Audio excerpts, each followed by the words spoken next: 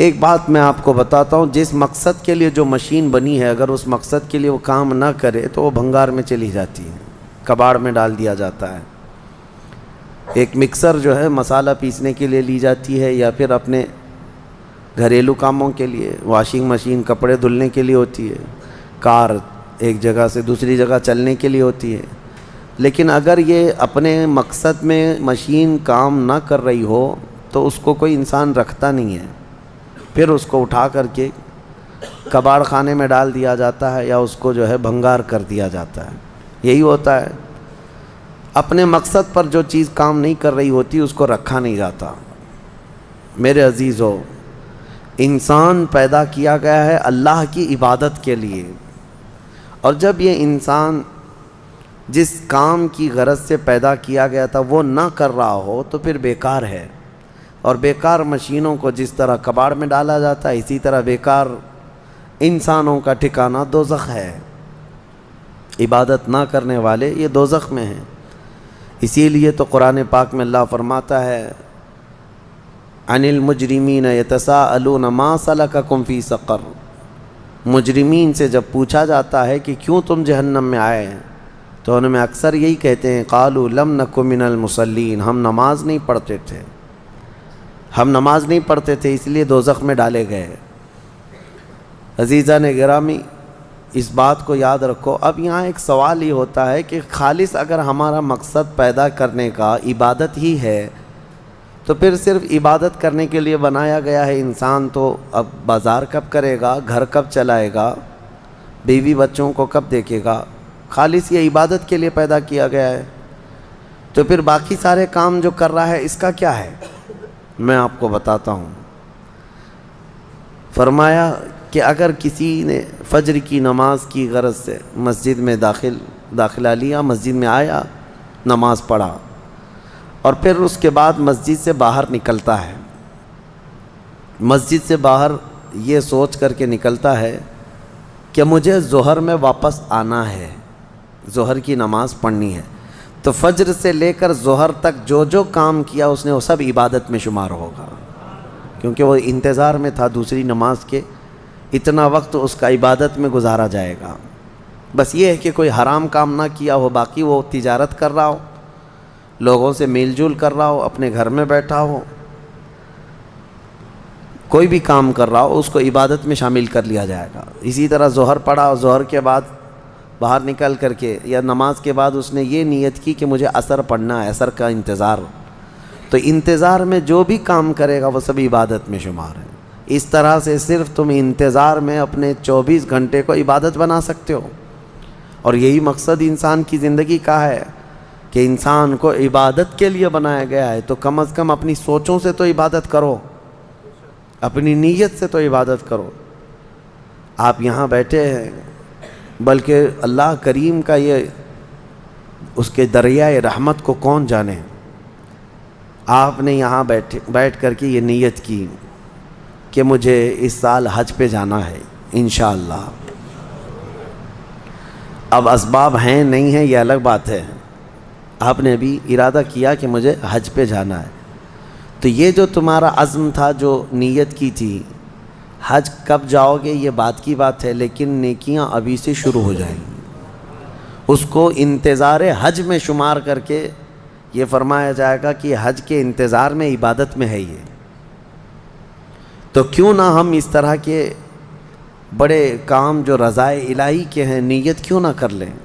اللہ تبارک و تعالیٰ جب طاقت دے گا حج کریں گے، جب طاقت دے گا رب تبارک و تعالیٰ مدینے جائیں گے، جب طاقت دے گا رب تبارک و تعالیٰ ہم 100 رکعت نماز پڑھیں گے، ختم قرآن کریں گے، جہاد فی سبیل اللہ کریں گے۔ یہ سب وہ نیتیں ہیں کہ اگرچہ آدمی ابھی نہیں کر رہا ہے لیکن ان کاموں کے انتظار میں ہے تو وہ عبادت میں شمار ہو گیا۔ بہرحال اللہ تعالی ہمیں فضول واہیات سے محفوظ فرمائے۔ سورہ طور اور اس کے بعد سورہ نجم کی ہم نے تلاوت کی۔ سورہ نجم میں معراج کا واقعہ ذکر ہے۔ اس میں نجم جو ہے، جو کہا گیا ہے، نجم سے مراد رسول پاک صلی اللہ علیہ وسلم کی ذات ہے۔ ستارہ، تارہ، قسم یاد فرمائی اللہ تعالیٰ نے، اور تارے کی قسم جب وہ اتر رہا تھا. تو یہاں مفسرین فرماتے ہیں اس تارے سے مراد نبی پاک کی ذات ہے، نبی اکرم صلی اللہ تعالیٰ علیہ وسلم. اس میں یہ آیت ہے ما زاغ البصر وما طغى لقد رأى من آیات ربه الکبریٰ، اور یہ بھی آیت اسی میں ہے فکان قاب قوسین او ادنیٰ. جو کہا جاتا ہے نا قاب قوسین، قاب قوسین سے مطلب کیا ہے کہ نبی پاک صلی اللہ علیہ وسلم اللہ کریم کی بارگاہ میں معراج کی شب اتنے قریب ہو گئے تھے جتنا 2 کمانوں کا بھی فاصلہ نہیں رہ جاتا، 2 کمانوں کا فاصلہ نہ رہ جائے، اتنا قریب. اور پھر قرآن میں یہ فرمایا گیا کہ نبی پاک صلی اللہ علیہ وسلم اپنے رب کو ایسے دیکھتے رہے کہ آپ نے پلک بھی نہیں جھپکی، نہ آنکھ ادھر ادھر ہوئی نہ پلک جھپکی، بلکہ حضور پاک صلی اللہ علیہ وسلم اپنے رب ذوالجلال کا، اس کی ذات کا مشاہدہ پوری اپنے ماتھے کی آنکھوں سے کرتے رہے. اس کا تذکرہ ہے. اب اسی لیے فرمایا گیا کس نے دیکھا یہ موسیٰ سے پوچھے کوئی، آنکھ والوں کی ہمت پہ لاکھوں سلام. یہاں پر میں ایک نکتہ عرض کرنا چاہتا ہوں. سیدنا موسیٰ کلیم اللہ علیہ السلام اللہ کی بارگاہ میں یہ بار بار عرض کرتے تھے نا کہ اے اللہ تو مجھے اپنا دیدار کرا دے، اپنا دیدار کرا دے. رب تعالیٰ نے فرمایا تھا لن ترانی، تم مجھے نہیں دیکھ سکتے. لیکن بہت جب اصرار کیا سیدنا موسیٰ علیہ السلام نے تو اللہ نے فرمایا آؤ کوہ طور پہ. طور پہاڑی جو ہے یہ سینا ایک علاقہ ہے مصر میں، وہاں موجود ہے. موسیٰ علیہ السلام کو اس پہاڑی پر بلایا گیا اور ان سے کہا گیا کہ قریب میں جو ایک درخت ہے اس کی طرف دیکھتے رہو، اس پر ہم اپنی تجلیوں کا اظہار کریں گے. اللہ تعالیٰ نے ایک ہلکی سی تجلی جس کے بارے میں فرمایا جاتا ہے سوئی کے نوک کے سے بھی کم، اتنی ہلکی سی تجلی اپنی ذات کی اس درخت پر ڈالی. موسیٰ علیہ السلام ابھی پورا کھلی آنکھوں سے دیکھ بھی نہیں پائے تھے، پلک جھپکتے دیکھا تو غش کھا کر گر پڑے، بے ہوش ہو گئے، اور پہاڑ پورا جل گیا. وہ جلا ہوا پہاڑ آج بھی موجود ہے، آج بھی ہے. وہ درخت ہو کہ اس کا سایہ پورے پہاڑ پر پڑا اور پہاڑ پورا سرما بن گیا جل کر کے. اب موسیٰ علیہ السلام کو جب افاقہ ہوا تو آپ کہتے ہیں اے اللہ تو بہت بلند و بالا ہے، تو بہت بلند و بالا ہے تیری ذات.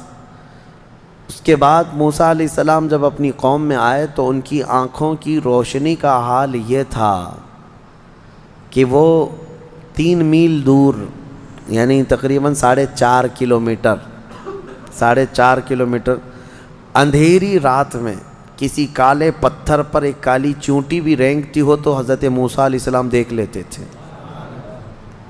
اور ان کی آنکھوں میں آنکھیں ڈال کر کے اگر کوئی غور سے دیکھتا تو اندھا ہو جاتا. موسیٰ علیہ السلام کی آنکھوں میں جو جلال تھا وہ ہلکی سی تجلی جو آپ نے دیکھی تھی کوہ طور پر، تب آنکھوں کی روشنی کا حال یہ تھا اور ان کی آنکھوں کے جلال کا حال یہ تھا کہ کوئی آنکھوں سے آنکھیں ملا کے دیکھ نہیں پاتا. اور سخت سیاہ رات میں 4.5 کلومیٹر دور اگر کسی پتھر پر چونٹی رینگ رہی ہو تو موسیٰ علیہ السلام دیکھ لیتے تھے. یہ ہلکی تجلی دیکھنے والوں کی آنکھوں کا حال ہے. اور جو رب ذوالجلال کی پوری ذات کا مشاہدہ کیا ہو اس سرور عالم صلی اللہ تعالیٰ علیہ وسلم کی آنکھوں کا حال کیا ہوگا. اور کوئی غیب کیا تم سے نہاں ہو بھلا یا رسول اللہ، جب نہ خدا ہی چھپا تم پہ کروڑوں درود.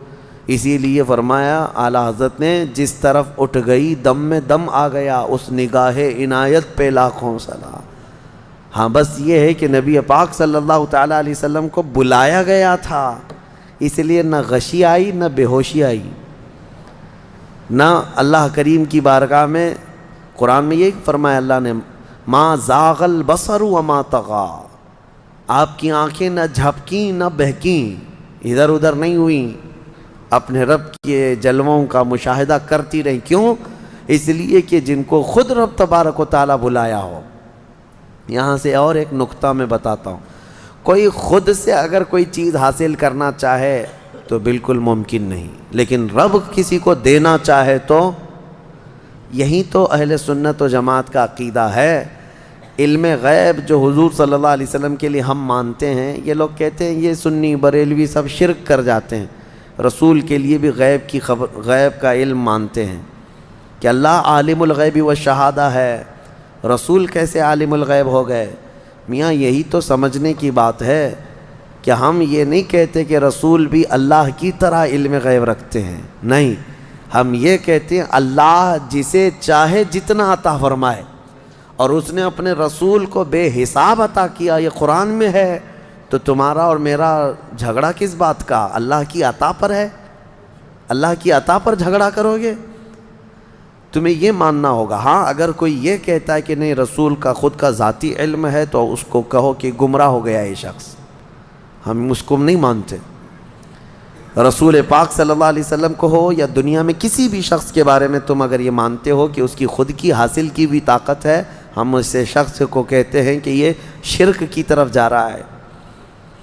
ہاں یہ کہو کہ اللہ کی عطا سے اللہ جس کو جو چاہے عطا فرمائے، اللہ جس کو جو چاہے عطا فرمائے۔ ایک بیچارے بہکے ہوئے صاحب ہیں، ہم نے یہ دلیل ان کے سامنے رکھی، بھائی ذاتی اور عطائی کا فرق سمجھو، ذاتی اور عطائی۔ ذاتی کا مطلب اللہ کی جتنی طاقتیں ہیں وہ اس کی خود کی ہیں، اس کو کسی نے دیا نہیں ہے، اور رسول کو جو کچھ بھی ملا ہے وہ ان کی خود کی نہیں ہے بلکہ یہ اللہ کی عطا کی ہوئی ہیں، اللہ کی۔ بات سمجھ میں آئے؟ صاحب جو ہے وہ بھڑک گئے اور کہا کہ یہ سب فرق آپ نے پیدا کیا ہے، اس کا مطلب یہ ہے کہ اللہ جسے جو چاہے وہ سب دے گا۔ کہا اس میں تمہارا اور ہمارا اللہ مشورہ نہیں لے گا کہ کس کو کیا دینا ہے، کسی کو علم سے نوازا، کسی کو دولت سے نوازا، کسی کو صورت سے نوازا، کسی کو سیرت سے نوازا، وہ جس کو جو دینا چاہے۔ جب وہ کائنات میں اپنے محبوب کو بے پناہ علم عطا کرتا ہو تو تمہیں جھگڑا کس بات کا ہے؟ تو ان صاحب نے ایک چبھتا ہوا سوال یہ کیا، اچھا تو آپ یہ مان لیں گے کہ اللہ جس کو جو چاہے وہ عطا کر دے گا، تو پھر ہو سکتا ہے کہ اللہ اپنی طرح دوسرا اللہ بھی بنا دے کسی کو؟ کہاں کی بات کہاں لے جا کر کے فٹ کر رہے ہو؟ ہم نے پوچھا کہ اپنی طرح اللہ بنانے کا مطلب کیا ہے آپ کا؟ اپنی طرح ایک خدا، اور یہ ایتھسٹ لوگوں کا سوال ہے جو ملحد ہیں۔ ہم نے ان سے کہا کہ ٹھیک ہے آپ کہنا کیا چاہتے ہیں؟ یعنی اللہ دوسرا خدا بنا سکتا ہے، یعنی دوسرا خدا؟ تو میں ہی آپ سے سوال کرتا ہوں، چلیے آپ کے حساب سے اگر خدا نے دوسرا خدا بنایا، دوسرا خدا بنایا، تو مجھے یہ بتاؤ یہ دوسرے نمبر والا خدا، اس کے بارے میں عقیدہ کیا ہونا چاہیے؟ ہمارا عقیدہ یہ ہے، ہمارا عقیدہ خدا کے بارے میں کیا ہے وہ سنو۔ دوسرا کیوں نہیں بنا سکتا اللہ؟ دوسرا اگر بنایا تو اس کے بارے میں جب بھی تم کہو گے تو یہ کہو گے یہ خدا کا، یہ پہلے والے خدا کا بنایا ہوا ہے، کیا کہو گے؟ دوسرا والا کیا ہوگا؟ بنایا۔ اور جو بنایا ہوا ہے اس کو کہتے ہیں مخلوق، جو چیز بنی ہوئی ہے اس کو کیا کہتے ہیں؟ مخلوق۔ مخلوق کبھی خالق ہو ہی نہیں سکتا۔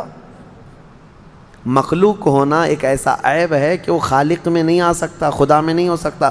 اگر وہ خود پیدا ہوا ہے کسی سے تو پھر ہم اس کو خدا مانتے ہی نہیں، ہم اس کو خدا مانتے ہی نہیں۔ ہم خدا جس کو مانتے ہیں وہ لم یلد ولم، وہ کسی سے پیدا ہوا ہی نہیں اور نہ اس سے کوئی پیدا ہوگا۔ بہرحال یہ بھونڈے جو سوالات ہیں یہ شیطانی دماغ کی پیداوار ہے۔ میں آپ سے یہ کہتا ہوں کہ اللہ رب العزت اپنے رسول کو وہ سب چیزیں عطا کیا ہے جو اس کی مرضی ہے، لیکن خدا بنایا نہیں، نہ ہی خدا کا درجہ، کیونکہ یہ ممکن نہیں ہے، یہ ممکن نہیں ہے کہ دوسرا خدا بنایا جا سکے، ورنہ خدا کا تصور ختم ہو جائے گا۔ ہاں اسی لیے ہم اکثر میں یہ شعر پڑھتا ہوں، میں مانتا ہوں اے عقل والو میرا محمد خدا نہیں ہے، مگر دلوں میں یہ نقش کر لو کہ وہ خدا سے جدا نہیں ہے۔ بس اتنا ہی عقیدہ ہے۔ سورہ نجم کی تلاوت، پھر اس کے بعد سورہ قمر کی ہم نے تلاوت کی ہے۔ سورہ قمر میں اللہ تعالیٰ نے حضرت نوح علیہ السلام کی قوم پر جو عذاب آیا اس کا ذکر فرمایا۔ طوفان نوح جو آیا تھا، فدعا ربہ انی مغلوب فانتصر، حضرت نوح علیہ السلام یہ وہ نبی ہیں جن کو اللہ نے 950 سال کی عمر عطا کی. کتنے؟ 950 سال. اور وہ تبلیغ کرتے رہے. 950 سال کوئی چیز ہے؟ آپ اندازہ کر سکتے ہیں. اور 950 سال تبلیغ کرنے کے بعد ان کی تبلیغ سے صرف 80 لوگ ایمان لائے تھے. ان کی بیوی بھی کافرہ تھی، ان کا بیٹا کافر تھا، وہ ایمان نہیں لائے. مایوس ہونے کی ضرورت نہیں میرے عزیزو. یہاں جمعہ 8 دن ہوتے ہیں دعوت دیتے ہوئے لوگوں کو، اور پھر تھک جاتے ہیں. ہماری تو کوئی سنتا ہی نہیں ہے. وہ 950 سال تک تھکے نہیں اللہ کے نبی. دین کی دعوت ایسا نہیں ہے کہ تم سوچتے ہو ابھی میں دعوت دوں ابھی فوراً یہاں اثر ہو جانا چاہیے. انگریزی دوائیوں کی طرح سمجھتے ہو، ادھر گولی دیا ادھر بخار اترنے لگ جائے. ہاں، دعوت، دین کی دعوت، ایمان کی دعوت، اس میں وقت لگتا ہے. نبیوں میں بھی اللہ کے رسول صلی اللہ تعالیٰ علیہ وسلم کی دعوت جب شروع ہوئی تو کیا مکہ میں جب آپ نے اعلان فرمایا تھا سینکڑوں لوگ آ گئے تھے. پورے مجمع سے ایک 9 سال کا بچہ، وہ بھی حیدر کرار، ایمان لائے. عورتوں میں حضرت خدیجہ آئیں. دھیرے دھیرے دعوت بڑھتی گئی ہے. دین کی باتیں آپ دوسروں تک پہنچائیں، اچھائی کا حکم دیتے رہیں، اور مایوس نہ ہوں کہ میری کوئی سنتا نہیں. وہ اللہ کی مرضی ہے، جب چاہے ان کے دلوں میں بات ڈال دے گا. تم اپنے کام جاری رکھو. 950 سال کے بعد حضرت نوح علیہ السلام نے عرض کیا کہ مولا میں مغلوب ہو گیا، تو مدد نازل فرما. تو اللہ تعالیٰ نے فرمایا ٹھیک ہے نوح، تم ایک کشتی بناؤ، ہم دنیا میں پانی بھیجنے والے ہیں. یہ اللہ کے نبی کو معلوم تھا. حضرت نوح علیہ السلام نے اپنی قوم کو ڈرایا بھی کہ اللہ کا عذاب آئے گا. وہ مذاق اڑاتے تھے حضرت نوح علیہ السلام کا، بہت مذاق کرتے تھے. کبھی کبھار تو ایسا تھا کہ حضرت نوح علیہ السلام کو مارتے تھے، پورا دن آپ بے ہوش ہو جاتے تھے، اور ان کے مارنے میں مدد ان کی بیوی کرتی تھی.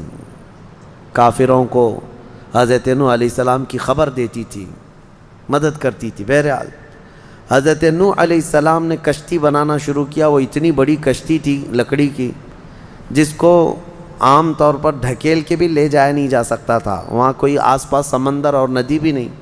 اس پر بھی لوگ مذاق اڑانے لگے کہ خشکی میں اتنی بڑی کشتی بنا رہے ہو، اس کو اٹھا کر سمندر تک لے جاؤ گے کیسے؟ انہوں نے کہا اس وقت بھی کہ آ جاؤ میری کشتی میں، اگر اللہ کا عذاب آیا تو تم سب ہلاک ہو جاؤ گے. وہ سب مذاق اڑاتے تھے. کون سا عذاب؟ کیسا عذاب؟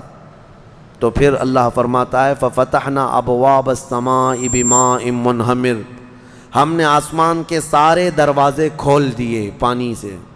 وَفَجَّرْنَا الْأَرْضَ عُيُونًا، اور پھر ہم نے زمین کو پھاڑ دیا کہ زمین پانی اگلنے لگ گئی. فَالْتَقَى الْمَاءُ عَلَى أَمْرٍ قَدْ قُدِرَ، پانی بڑھتا گیا اتنا کہ آسمان سے بھی برستا تھا، زمین سے بھی نکلتا تھا. میرے عزیزو، آپ نے تو ممبئی میں باڑھ دیکھی ہے، سیلاب دیکھی ہے. یہاں پانی جب بھر جاتا ہے تو موت گلے تک آ جاتی ہے، خوف طاری ہوتا ہے. یہ تو ہلکا پھلکا پانی، 1 مالا ڈوبا ہوگا، کسی کا 2 مالا. لیکن وہ نوح علیہ السلام کے زمانے میں جو طوفان آیا، زمین کا کوئی پہاڑ بھی باقی نہیں تھا، اس کے اوپر پانی جا چکا تھا. زمین پر کوئی پہاڑ بھی باقی نہیں تھا.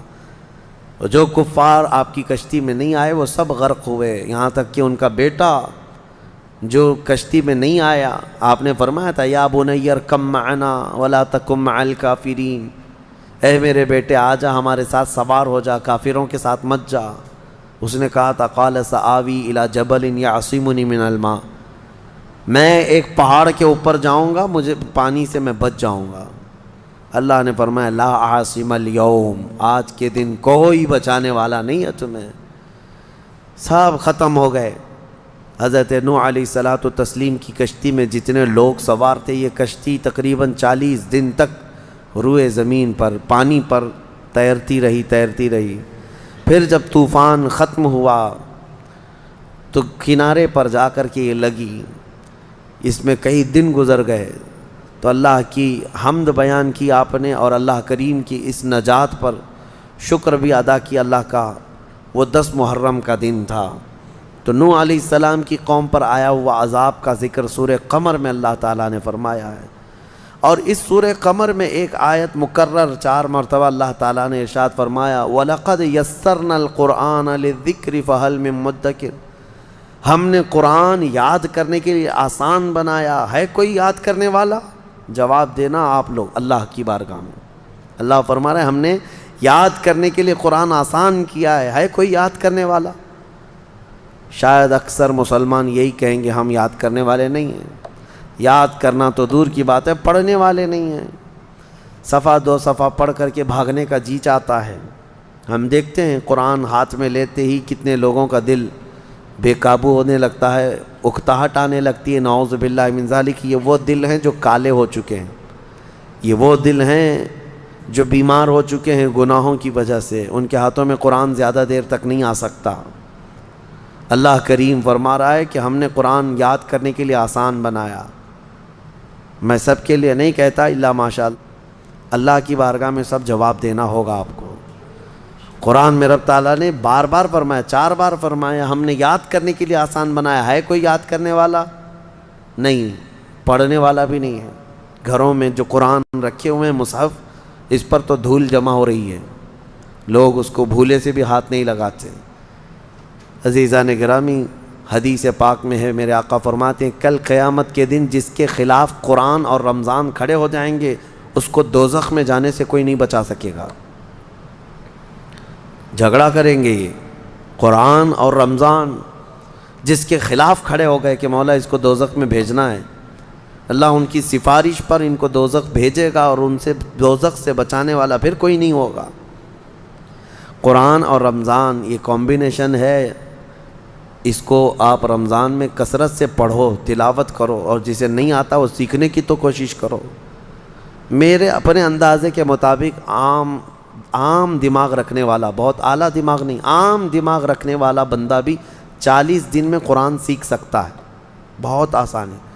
پر ڈے اگر ایک حرف بھی سیکھا تو الف سے لے کر یا تک 29 حرف ہیں، 29 حرف ہیں، اور زبر زیر پیش، 2 زبر 2 زیر 2 پیش، مد جزم تشدید، یہ کل ملا کر کے جو حرکتیں ہیں یہ 11 ہیں۔ ایک دن ایک حرف سیکھے اور ایک دن ایک حرکت سیکھے تو 11 اور 29 40 دن ہو جاتے ہیں۔ 40 دن میں یہ تو پورا قرآن سیکھ جانا چاہیے اس کو، بڑا آسان ہے۔ میں یہ نہیں کہہ رہا کہ آج ہی بیٹھ کر کے 2 صفحے پڑھو، آج خالی الف پڑھ کر کے چلے جاؤ، دوسرے دن صرف با پڑھ کر کے چلے جاؤ، تیسرے دن صرف تا پڑھ کے چلے جاؤ، چوتھے دن صرف سا پڑھ کے چلے جاؤ۔ ایک حرف بھی ایک دن سیکھ لیا تم نے تو 40 دن میں تمہیں آ جانا چاہیے۔ برسوں ہو گئے، جوانیاں ختم ہو گئی، بڑھاپا آ گیا، لیکن قرآن نہیں آتا۔ اس کی وجہ ہے کہ تم نے کوشش ہی نہیں کیا۔ درس قرآن اگر ہم نے نہ بھلایا ہوتا، یہ زمانے نے زمانہ نہ دکھایا ہوتا، وہ زمانے میں معزز تھے مسلمان ہو کر، آج ہم خار ہوئے ہیں تاریک قرآن ہو کر، قرآن کو چھوڑ کر کے۔ بہرحال سورہ قمر کے بعد اللہ کریم نے جو سورہ ہمیں قرآن پاک میں عطا فرمائے وہ سورہ رحمان ہے۔ سورہ رحمان، اس میں جھنجھوڑنے والی آیتیں ہیں۔ اللہ تعالیٰ نے بار بار جنات اور انسانوں سے یہ سوال فرمایا فَبِأَيِّ آلَاءِ رَبِّكُمَا تُكَذِّبَانِ، بتاؤ اے جنات و انسانوں تم میری کون کون سی نعمتوں کو جھٹلاؤ گے۔ نبی پاک صلی اللہ علیہ وسلم جب یہ سورہ تلاوت کر رہے تھے تو صحابہ خاموشی سے سنتے رہے۔ پھر جب سورہ پوری مکمل تلاوت ہوئی تو نبی کرم صلی اللہ علیہ وسلم فرماتے ہیں میں نے یہ جنات کے سامنے تلاوت کی، وہ تم سے بہتر جواب دے رہے تھے، جنات تم سے بہتر جواب دے رہے تھے۔ وہ روتے جا رہے تھے، سجدوں میں گر جاتے اور یوں کہتے تھے اے اللہ ہم تیری کسی بھی نعمت کو نہیں جھٹلاتے، فلک الحمد یا اللہ، تمام تعریفیں تیرے لیے ہیں اے رب کائنات۔ سورہ رحمان پڑھنے کے بعد رونگٹے کھڑے ہو جانا چاہیے۔ تمہیں کون کون سی نعمتوں سے اللہ نے نہیں نوازا، کون سی نعمتیں نہیں ہیں۔ ایک سانس لیتے ہو نعمت ہے، ایک سانس چھوڑتے ہو یہ اللہ کی نعمت ہے۔ اگر سانس نہ لے سکو تو موت ہے، اور سانس لے لیا لیکن واپس نہیں نکلتی ہے تو بھی موت ہے۔ تمہارے لیے ایک آدھا گلاس پانی یہ اللہ کی نعمت ہے۔ پانی مل جانا نعمت ہے، اور پانی مل گیا، پیاس لگنا بھی نعمت ہے۔ اگر پیاس نہ لگے تو پانی بھی نہ پی سکو۔ پیاس لگنے کے بعد پانی بھی ہے، لیکن پی جانے کے بعد پیٹ بھرا ہوا لگنا یہ بھی نعمت ہے، سیراب ہو جانا یہ نعمت ہے۔ ورنہ کچھ بیماریاں ایسی ہیں کہ تم پورے مٹکے کے مٹکے ڈالتے رہو، پیٹ نہیں بھر سکتا۔ بھوک لگنا نعمت ہے، کھانا ملنا نعمت ہے، اور کھانے کے بعد پیٹ شکم سیر ہو جانا یہ بھی نعمت ہے۔ پیٹ بھرا ہوا محسوس ہونا یہ بھی نعمت ہے۔ ورنہ ہیضے کی بیماری ایسی ہے کہ ایک آدمی 10 مرغیاں بھی کھا لے، زبان سے اس کی بھوک ختم نہیں ہوتی۔ بیماری ہے یہ دنیا میں، اللہ نے یہ سب نعمتوں سے تمہیں نوازا ہے۔ بھوک بھی لگتی ہے، کھانا بھی ملتا ہے، اور پیٹ بھی بھرا ہوا ہوتا ہے، اور پیٹ بھر جانے کے بعد غلاظت کا نکل کر کے جانا یہ بھی نعمت ہے۔ فضلہ نکل کر کے چلا جائے یہ بھی نعمت ہے۔ اگر نہیں نکلتا پیشاب پاخانہ، جسم میں زہر بن جاتا ہے، 3 دن سے زیادہ تم اپنے پیٹ میں یہ چیزیں روک نہیں سکو گے۔ اس کے بعد ہوگا یہ کہ پیشاب نہیں ہو رہا ہے، پخانہ نہیں ہو رہا ہے، تو جاؤ ڈائلیسس مشین میں، اس لیے کہ پیشاب کا پانی پورے جسم میں خون کے ساتھ مل کر کے تمہارا کریٹینن بڑھا دے گا۔ اور اسی کو تو ڈاکٹر لوگ ابھی پیسے چھیلتے ہیں کہ گلے میں یہاں پر مشین ڈال کر کے پورا خون نکالتے ہیں، مشین میں 4 گھنٹے تک فلٹر کرتے ہیں، پانی الگ کرتے ہیں، پھر خون الگ کر کے واپس جسم میں ڈالتے ہیں۔